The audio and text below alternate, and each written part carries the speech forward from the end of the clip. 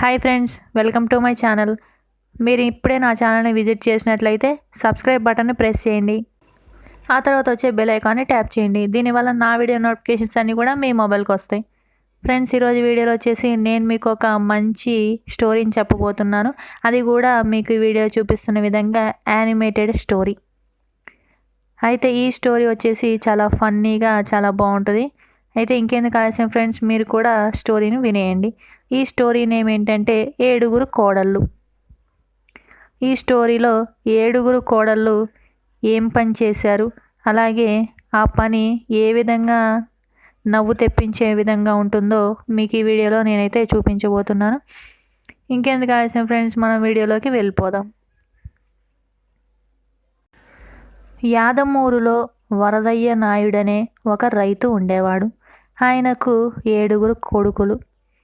ఏడుగురు కొడుకులు చేతికి ఎదిగి వచ్చారు. ఒకడు ఆవులు మేపేవాడు, రెండో కొడుకు గొర్రెలు మేపేవాడు, మూడో కొడుకు మేకలు మేపేవాడు, నాలుగో కొడుకు ట్రాక్టర్ తోలేవాడు, ఐదో కొడుకు పొలం దున్నడం మొదలైన పనులు చేసేవాడు, ఆరో కొడుకు తోటనంతా తన రక్షణలో ఉంచుకొని ఆ తోటలో పనిచేస్తూ ఉండేవాడు, ఏడో కొడుకు కూరగాయ తోట బాగోగులు చూస్తుండేవాడు. ఇట్లా ఎవరి పనులు వారు సక్రమంగా చేసుకుంటున్నారు. రైతు ఏడుగురు కొడుకులకు పెళ్ళిళ్ళు చేయాలనుకున్నాడు. 7 జతల చెప్పులు అరిగేలా తిరిగి ఎంచి మంచి వారిని తెచ్చి పెళ్ళిళ్ళు చేశాడు. ఆ ఏడుగురు కూడా తమ భార్యలతో ఎంతో సుఖ సంతోషాలతో వారి జీవనాన్ని గడుపుతున్నారు. ఏడుగురు కోడళ్ళు కాపురానికి వచ్చారు. మొదటి కోడలు అంట్లు తోమేది, రెండవ కోడలు కల్లాపు చల్లి ఇళ్ళకి ముగ్గులు పోసేది, మూడో కోడలు అన్నం వండి పెడుతుండేది, నాలుగో కోడలు అన్నం వండి పులుసు చేసి పెడుతుండేది, ఐదో కోడలు చారు కాచి మజ్జిగ చిలికి పెట్టేది, ఆరో కోడలు అందరికీ వడ్డించేది, ఏడో కోడలు ఆకులెత్తి దెబ్బలో పడేసి అందరికీ కూడా తాంబూలాలు అందించేది.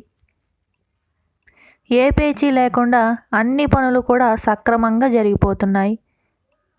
ఇట్లా ఉంటే ఒకనాడ ఊరికి తోలుబొమ్మల ఆటవాడు వచ్చాడు.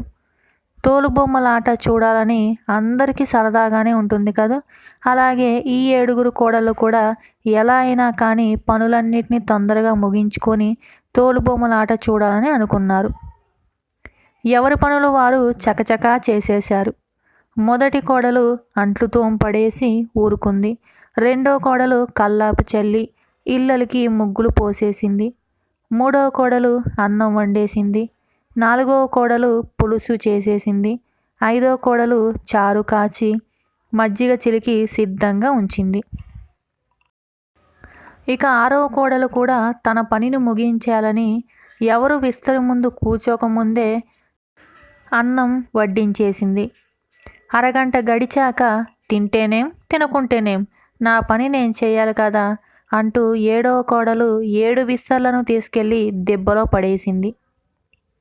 ఎవరి పనులు వారు ముగించేశారు కాబట్టి అందరూ తోలుబొమ్మలాటకు వెళ్ళిపోయారు.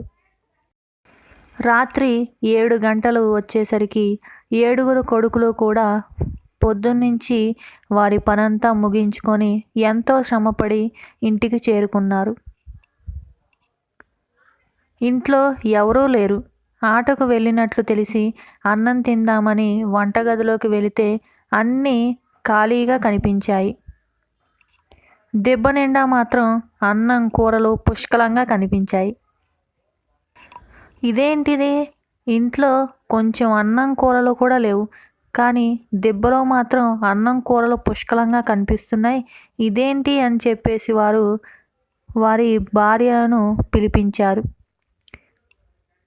తోలుబొమ్మలాటకు వెళ్ళిన భార్యలు భర్తలు పిలిచేసరికి ఏమైందో ఏమో అర్థం కాక ఇంటికి వచ్చారు. ఎవరిని అడిగినా కానీ నా పని నేను చేశానంటూ తప్పుకుంటున్నారు. ఏడుగురు కొడుకులు దిగాలు పడి కూర్చున్నారు.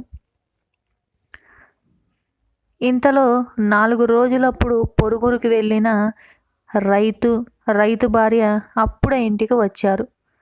7 కొడుకులు దిగాలుగా ఉండడం చూసి ఇలా అడిగారు.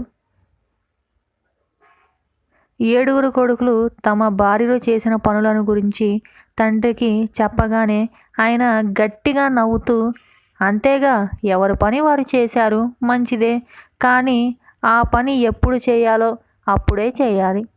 ఆ వివరం చెబితే వారు చేస్తారు కదా, వాళ్ళనేమీ అనకండి అంటూ వారి వంక తిరిగి, ఈసారి మీ పనులు మొదలు పెట్టండి అన్నారు. ఆయన అలా అన్నారో లేదో చకచక 7 కోడళ్ళు కూడా వారి పనిని తిరిగి మరలా ఆరంభించారు. వారి వారి పనులలో వారు చాలా బిజీ అయిపోయారు. ఫ్రెండ్స్, మా స్టోరీ అయితే విన్నారు కదా. ఈ స్టోరీ పేరు వచ్చేసి 7 కోడళ్ళు. వినడానికి చాలా ఫన్నీగా అలాగే ఇంట్రెస్టింగ్గా ఉంది కదా. అలాగే మీకు కూడా ఈ స్టోరీ నచ్చిందని అయితే నేను అనుకుంటున్నాను. మీకు కనుక మా స్టోరీ నచ్చినట్లయితే లైక్ చేయండి. అలాగే మరెన్నో ఇంట్రెస్టింగ్ వీడియోస్ కోసం వెంటనే మా ఛానల్ని సబ్స్క్రైబ్ చేయండి. మీ ఫ్రెండ్స్ కూడా షేర్ చేయడం మర్చిపోకండి.